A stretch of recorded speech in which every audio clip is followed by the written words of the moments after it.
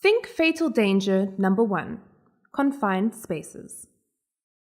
Confined spaces commonly causes fatalities on mines.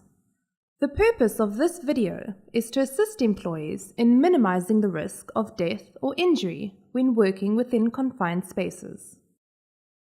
The 5 most common confined space areas on our mine are tanks, pipes and ducts, mills, silos and bins, and manholes and tunnels.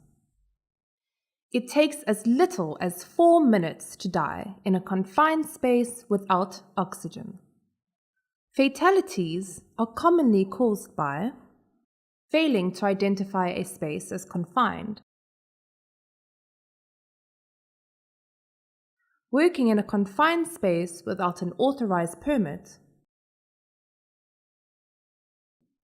working without life-saving equipment or working with faulty life-saving equipment,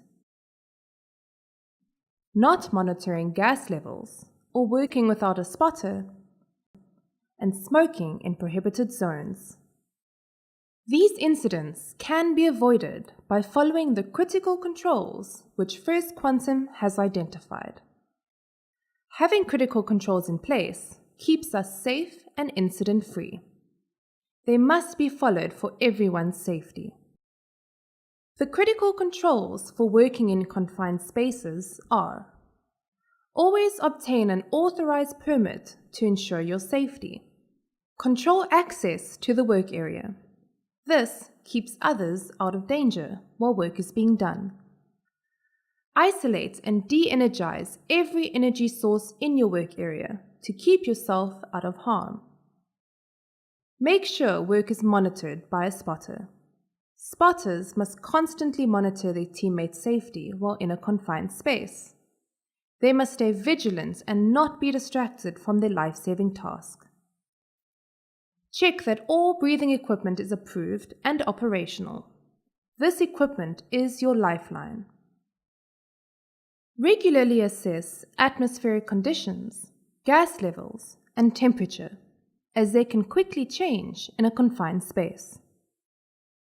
Ensure that gas detection and ventilation systems are functional. Heat and gas can build up in confined spaces. Make sure you have a rescue plan. Rescue plans save lives. Take note, distractions or delays have serious consequences when it comes to confined spaces.